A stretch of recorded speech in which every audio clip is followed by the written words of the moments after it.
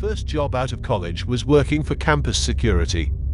In the future, I aspire to be a detective, thus I was majoring in police foundations. I found the idea of solving murders using scientific evidence and hints fascinating. Maybe I had seen too many Sherlock Holmes films or read too many books, but I was determined to follow my ambition. For my resume, I thought working as a campus security guard would be a nice fit, so I accepted the position. I was out on night patrol once. Back when I was a kid, e-bike scooters weren't as prevalent, but they gave me one. Since my route consisted of just a handful of streets, I would simply complete a few circuits around campus. Traveling at a leisurely pace, I was on the main drag. Whenever I was on patrol, I made sure to pay great attention. I glanced wildly down the street and up again. Something caught my eye as I was making my way to the campus Starbucks. I quickly stopped my bike by squeezing the brakes. I noticed the door was slightly ajar as I stood peering at the dimly lit storefront. A rock supported its opening. I dismounted my bike and made my way to the entrance. Knowing it would have been closed for at least a few hours, I stood there perplexed. Even though Starbucks had closed at 6, it was already close to 11 o'clock. I was aware of it because I passed it nearly daily on my way out of class. After entering, I reset the rock and pushed open a glass door. Staying out was my main concern. I hesitated to introduce myself when I entered the business. Just in case, I've chosen to remain silent for the time being. Being in the deserted coffee shop at that hour of the night was incredibly unsettling. It was typical for me to see other students and coffee junkies here, as well as those who were studying. I strolled over to the counter and had a better look around.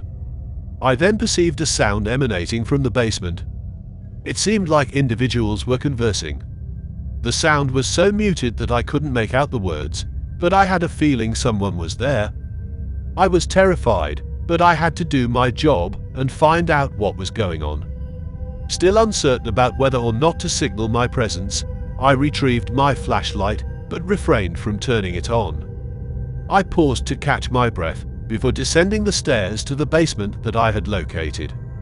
The voices got louder as I neared the foot of the steps, though they were still barely audible. It sounded like a group of 3 or 4 persons. In the basement, there was an additional room with a partially open doorway that let in light. I made my way shakily, on tiptoe, towards it. Even now, the sight of what I saw fills me with terror. In the center of the room, a chair held a 4th man who was bound and gagged by 3 other men. There was duct tape covering the 4th man's lips, but I heard one of them say, "Okay, we'll make him disappear then." To make matters worse, I was startled to the point where I misplaced my flashlight upon hearing it. As soon as I realized my secret was out, I sprinted back up the steps, disappeared into the cafe, and never looked back. I rode my bike back to the security office as fast as lightning. There was no time to turn around, so I have no idea if someone was chasing after me. Upon my return with the cops, I found the establishment deserted.